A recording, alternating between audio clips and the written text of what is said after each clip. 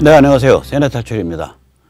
지금 이제 그 4.15 총선에 대해서 이게 굉장히 거대한 무슨 음모가 있는 거 아니냐 뭐 이런 의혹도 계속 제기되고 있고 또 실제로 많이 음미해 볼, 생각해 볼 그런 포인트들이 많습니다. 오늘은 이 얘기를 지금 우한 코로나와 맞물려서 같이 말씀드리고자 합니다. 먼저 잠시 자율구독료 말씀 여쭙겠습니다. 신한은행 140-012-108493 주백모 프로덕션입니다. 지금 우한 코로나 얘기를 먼저 좀 드려야 되는데요. 저희가 지금 10명 이하로 떨어졌죠. 일일 확진자 수가, 증가 수가. 굉장히 좋은 일입니다. 다시 거듭 말하거냐, 이건 문재인이나 무슨 586이 잘해서 그런 게 아닙니다. 우선 첫째는 의료진과 의료기술이 워낙에 좋습니다. 우리나라 의료진과 또한 의료기술이 워낙에 좋고 진단키트도 좋고, 두 번째는 국민들의 습속이 깨끗합니다. 깔끔하고. 아마 전 세계에서 가장 깨끗하고 깔끔하게 위생을 챙기면서 살아가는 그런 국민일 겁니다. 거기에는 저는 별로 마음에 안 들긴 하지만 아파트 생활하는 사람들이 한 90% 정도 되거든요. 90% 이상일 거예요. 주거 환경. 근데 아파트 단지들 가보면 정말 깔끔하게 관리하고 살잖아요. 그러니까 아파트라는 게 비록 그 어떤 단독주택이나 이런 그 마당을 낀 그런 환경과 달리 그냥 시멘트를 지어 올려가지고 그냥 한 유니트씩 탁탁탁탁 넣었다는 의미에서는 굉장히 기계적인 환경이지만 빠른 시간 안에 가장 양질의 가장 위생적인 그 주거 환경을 모든 국민에게 제공했다라는 점에서는 혁명적인 그런 그 주거 환경입니다. 그러니까 플러스 마이너스가 있습니다. 그런 주거 환경이나 생활 습속이 한국 사람이 굉장히 깨끗하다. 그게 두 번째 이유고요. 세 번째는 전에도 말씀드렸듯이 무엇보다도 그 저거가 큽니다. 그러니까 휴대폰과 신용카드. 저희가 신용카드 사용률이 어마무시하기 때문에 휴대폰과 신용카드에 의해서 동선이 나옵니다. 동선이 나오면은 발병을 고립시킬 수 있습니다. 그래서 우리가 이제 이런 한 서너 가지 요인이 작동을 해서 문재인 586이 중국에 대해서 문을 닫아주지 않았음에도 불구하고 이걸 제어하는데 성공해 가는 것 같습니다. 뭐 일본 꼭 욕하는 것 같지만 일본이 뭐 망해라 망해라 하는 소리가 아니라 일본이 지금 일일 발생자 수가 500명이 넘거든요. 그러니까 저렇게 되면 일본이 저희보다 저 환자가 저게 많습니다. 저기 그 인구가 한 2배 반 가까이 많죠. 그런데 저희의 진행 중 환자 수가 2,385명이니까 여기에 2.5배 해도 한 5,000명대예요. 근데 일본이 지금 진행 중 환자 수가 9,000명대입니다.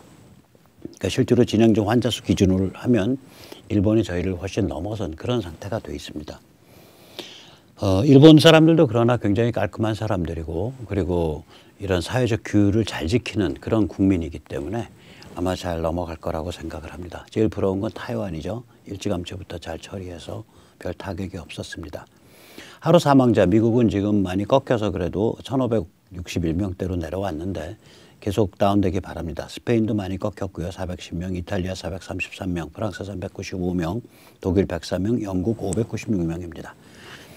지금 제가 이렇게 표를 잘라서 붙인 까닭은 주로 미국과 서유럽 국가들입니다. 미국, 스페인, 이탈리아, 프랑스, 독일, 영국, 벨지움, 캐나다, 네덜란드, 스위tzerland, 포르투갈, 아일랜드, 오스트리아, 스웨덴, 이스라엘, 그리고 나서 두 개 남은 게 두 개 아래가 일본과 한국입니다. 중국은 볼 필요도 없겠죠.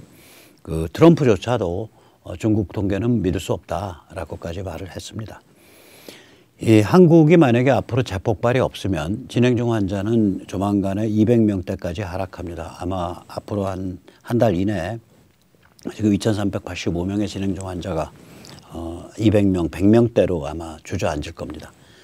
그렇게 되기를 바라고요. 또 그렇게 돼야 하는 까닭이 전 세계에 대고서 한국인들이 어떻게 이걸 싸워서 물리쳐 왔는가를 보여주는 모범 케이스, 또 희망의 케이스를 보여주는 것뿐만이 아니라 이 코로나 이 세계 전쟁과 다름없는 코로나 와중에서 이런 상황에서는 덜 위축되는 나라가 이기는 거거든요. 덜 위축되면 재정이 악화가 안 되고 견뎌냅니다.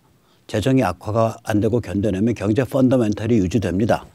그래서 코로나가 극복됐을 때 급속하게 성장을 치고 올라갈 수 있습니다.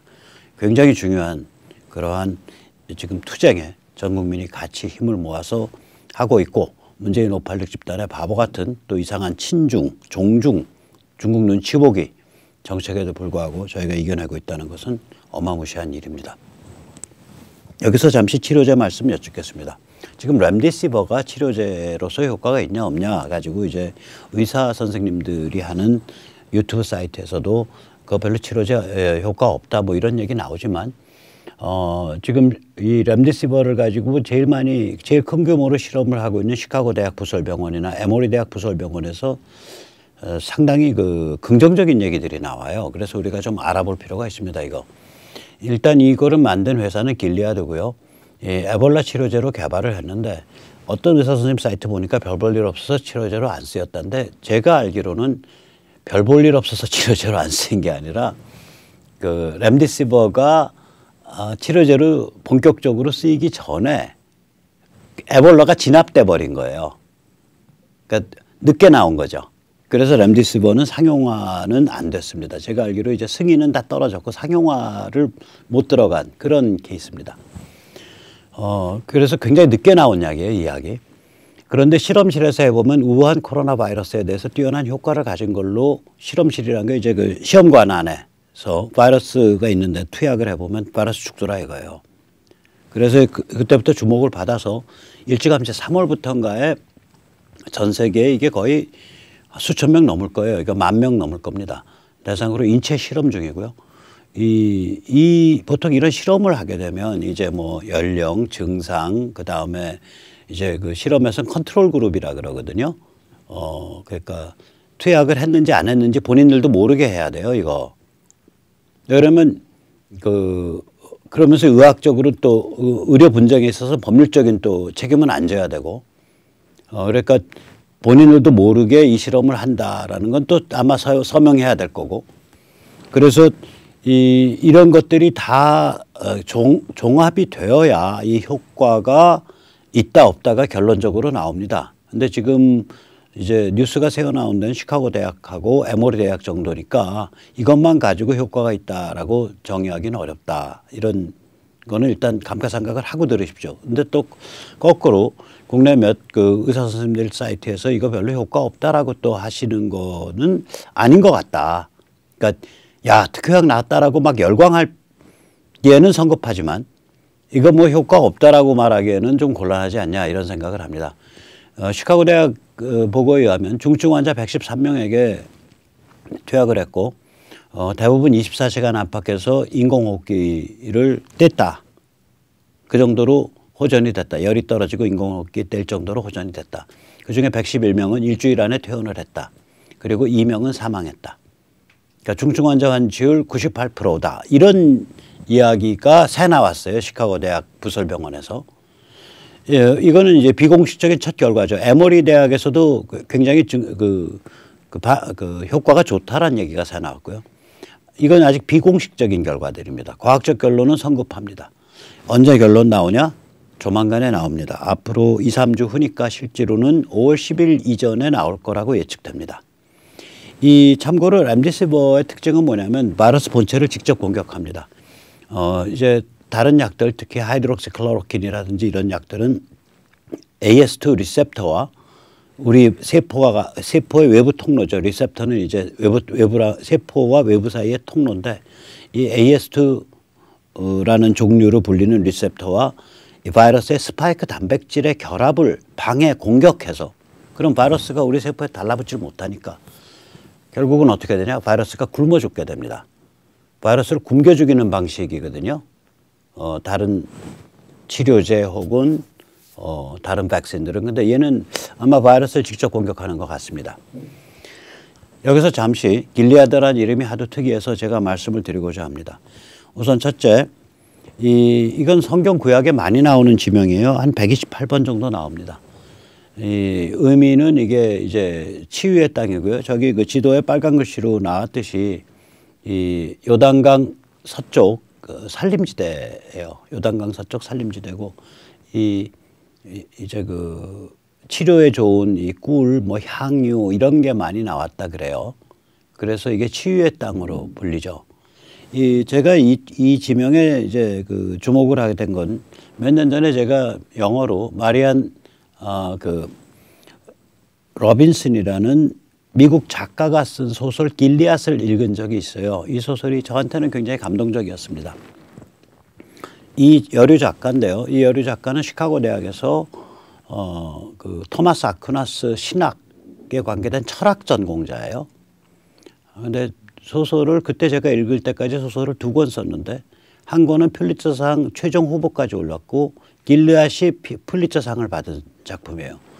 이 작품은 할아버지, 아버지, 아들 3대를 이야기하는데 이 할아버지는 목사이지만 미국 남북전쟁 때 노예제 철폐 게릴라전까지 하고 종군을 했어요. 아버지는 비신앙인이고요. 그다음에 아들은 평화주의자 목사예요. 그래서 이 할아버지가 집에 보냈던 편지 얘기를 쭉 엮어서 그 편지 서간문을 엮어서 이제 소설을 구성한 그런 건데 아주 그 신앙과 전쟁, 신앙과 사회정치 그 속에서 이렇게 자기의 신앙적 관점과 믿음을 가지고 이 피비린내 나는 상황 속에서 보대끼는 사람의 그 심리를 굉장히 깊게 다뤘어요. 그래서 야, 이건 어떤 사람인데 이렇게 이런 작품을 썼어? 참 특이하네. 뒤져보니까 소설가가 아니에요. 철학자예요, 여자. 2권을 썼는데 글쎄 한 권은 퓰리처상 받고 한 권은 퓰리처상 최종 후보까지 올라가고 철학도 그냥 철학이 아니라 토마스 아퀴나스 그러니까 신학이죠. 그걸 중심으로 한 철학을 하는 거고 학교도 뭐 듣보잡도 아니고 시카고 대학에 있고 그래서 야 정말 특이한 사람이다. 제가 그렇게 해서 기억을 했던 책이고 그 후에 몇 년 후에 번역본이 국내에 있나 했더니 고대 출판사에서 길르앗이라고 나왔는데 제 느낌은 번역이 별로 안 좋아요. 그래서 저는 굉장히 실망한 적이 있습니다. 아무튼 렘디시버를 만드는 길르앗이라는 회사가 자기 회사 명대로 이 코로나 이 우한 코로나 이 아비규환 속에서 치유의 땅이 되기를 바랍니다. 그게 뭐 길르앗이든 뭐든 간에 렘디시버든 뭐든 간에 특효약이 만약에 나온다면 기존에 있는 약 중에 특효성이 있는 것들이 이렇게 툭툭 밝혀져 나온다면 미국 서유럽이 일단 급속하게 정상화되겠죠. 왜냐하면 이 병의 특징이 그 한 80에서 85%는 경증으로 갑니다. 이제 15%에서 20%가 이제 이 벤틸레이터 그러니까 인공호흡기를 다는 중증으로 가는데 이 중증에 대해서 2% 정도의 사망률이 나온다. 그럼 중증이 20% 간다고 하고 거기에 대해서 2% 나온다 그러면은 사망률이 0.2 그러니까 0.4 곱하기 0.2 곱하기 0.2 곱하기 0.02가 되니까 0.004가 되거든요. 사망률이 0.4%. 뭐 이렇게 이제 이게 이제 뭐라자면 이제 거의 인플루엔자 좀 독한 거 정도에 지나지 않게 될 거예요. 전체 사망률이 그리고 이제 치료가 아까 봤듯이 만약에 그런 효과가 정말 있다. 중증 들어가더라도 바로 투약하고 한 일주일 딱 하면 퇴원한다. 치료가 그렇게 빠르다면은 이제 병원이 미어 터질 리가 없잖아요. 그러면 이제 지금 경제생활까지 일체 못하게 하는 그런 우리나라의 그런 사회적 거리두기 정도가 아니라 지금 미국은 경제생활 자체를 스톱시켜 버렸잖아요.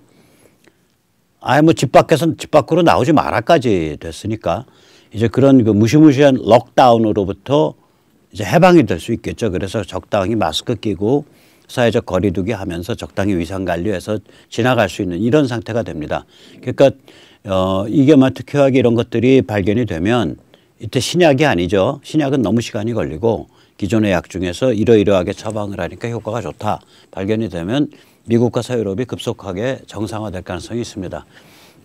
지금 람디스버에 대해서 국내 이제 그 의사 출신들 의사 유튜버들이 좀 부정적이어서 제가 계속 들여다보고 있는데 그러니까 우리 날짜로 18일, 19일 그러니까 바로 뭐 18일, 19일은 바로 뭐 우리 날짜로 그렇죠? 엊그제죠.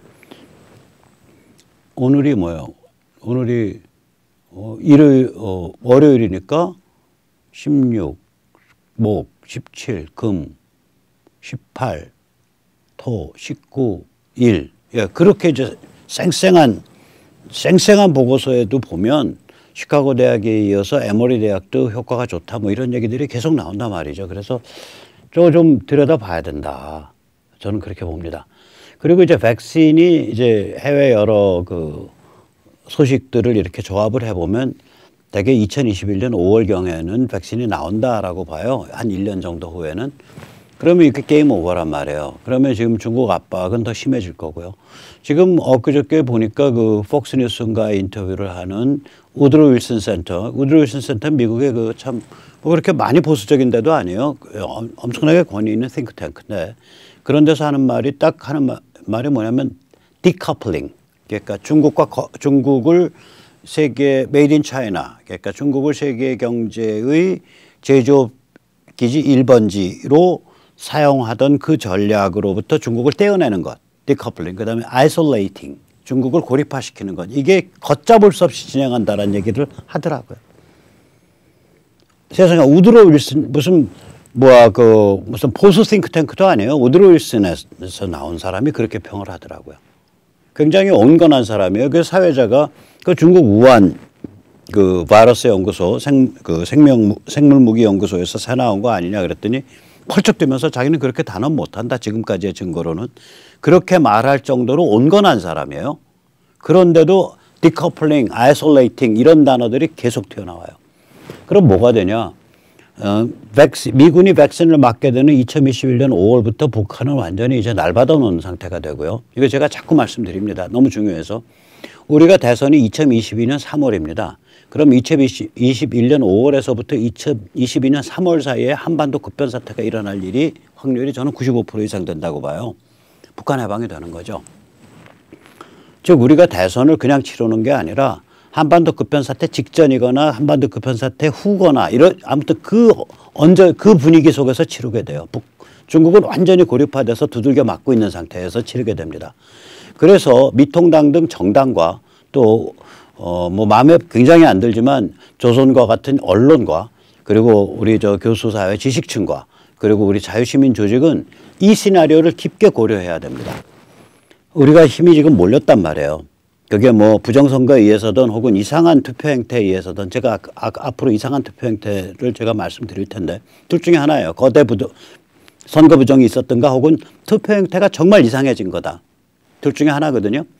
어느 경우든 아무튼 이게 법률적으로 밝혀질 찬스는 전 많이 크지 않다고 보는데 그래서 우리가 국회나 이런 입법기관에서 우리 쪽이 완전히 몰린 상태인데 이 몰린 상태에서 우리가 할 수 있는 일은 뭐냐. 이럴 때는 롱샷을 해야 돼요. 지금부터 해서 2021년 5월경에는 코로나가 완전 극복된다. 그리고 지금 당장은 아마 한두 달 안에 특효약이 발견될 가능성이 있다. 기존의 약 중에 여기에 아주 특효 세라피, 특효 그 치료 방법이 발견될 가능성이 크다. 그리고 내년 5월쯤 되면 백신이 나온다. 백신 나오면 미군이 어디든지 움직일 수 있게 된다. 그리고 그 상태까지 쭉 이르는 과정에서 중국은 완전히 무력화될 것이다. 그럼 이때부터 해서 우리 대선이 오는 2022년 3월 사이 한 10개월 동안에 북한 무너진다. 다시 말하면 미군 북한 들어갈 확률이 95%다. 즉 완전히 우리가 경험하지 못했던 그런 어마무시한 그 세계 질서의 대변동 속에서 자유보수 물결의 대쓰나미 속에서 2022년 3월 대선이 치러질 거다. 오케이. 그렇다면 우리가 어떻게 준비해서 여기를 겨냥하고 쳐야 될 거냐. 이런 전략적 마인드를 우리가 모든 지식층과 또 자유시민 조직이 또 정당인들이 이제부터 가다듬어야 할 때가 아니냐. 저는 한국인들이 이런 종류의 그 눈치 빠른 그 적응에 있어서는 세계 최강이라고 생각합니다. 바로 그 기질 때문에 지금 코로나 바이러스도 잡은 거거든요. 현재까지 이런 식으로 폭발 안 하면 저거 제가 좀 다운그레이드해서 100명대 간다 그랬죠. 앞으로 사실은 저런 식으로 속도로 계속 하강돼 버리면요. 5월 말 되면 100명 이하 됩니다. 그러니까 진행 중 환자의 수가. 자, 그래서 이제 다시 한번 우리가 심상치 않은 미국의 움직임을 다시 보겠습니다. 상호는 탐 커튼, 하호는 댄 크랜쇼. 이 두 사람이 그 미국 민간인이 중국 정부의 손해배상을 제소 가능하도록 만드는 법안을 지금 추진 중입니다. 이게 원래는 이제 민간인이 외국 정부에 대해서 손해배상하기가 굉장히 어려워요. 굉장히 어렵습니다. 그 원비어 부모가 그 김정은을 상대로 해서 한 거는 이제 김정은이 그 반인류 범죄 혐의를 가지고 이제 그게 돼 있는 상태니까 또 테러 지원이니까 가능했던 거지만 이게 왜 어렵냐면 국제법상 주권 면책이라는 원칙이 있습니다. Foreign Sovereignty Immunity. 그러니까 외국 주권체에 대해서 중국 정부죠. 외국 주권체에 대해서 내국인이 그 직접 제소를 못하게 해놨어요. 이걸 제소를 해서 그 힘을 주게 되면 국제관계를 풀어갈 수 없잖아요. 정부 대 정부가. 이것에 대한 미국 법에서 유일한 예외 조항이 뭐냐면 2016년에 통과된 법인데 테러리즘 지원국가 처벌법입니다. Justice Against Sponsors of Terrorism Act인데 이게 그러니까 테러 지원국가라고 지정이 되면 그 테러에 의해서 희생당한 민간인의 유족 혹은 본인이 그 외국 정부 즉 테러 지원국가를 상대로 손해배상을 청구할 수 있게 해놨어요. 그 2016년입니다. 이거 하나만 미국 전체 법에서 이 법 하나만 주권 면책 원칙을 살짝 벌려서 깨뜨린 거예요. 지금 이걸 하나 더 벌리겠다는 거거든요. 즉 우한 코로나에 대해서 주권 면책 원칙을 무효화시키겠다. 그 법안을 통과시키겠다는 거예요. 포인트가 그거예요. 입법 포인트가. 저거 무시무시한 입법 포인트입니다. 왜냐? 저게 만약에 통과가 되면요.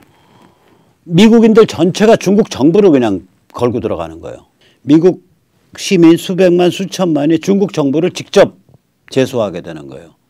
그래서 이 법안을 지금 통과시키려고 하고 있는 법안을 들고 나온 탐 커튼이나 댄 크랜쇼도 법안 자체 통과를 마지막 수단으로 생각해요.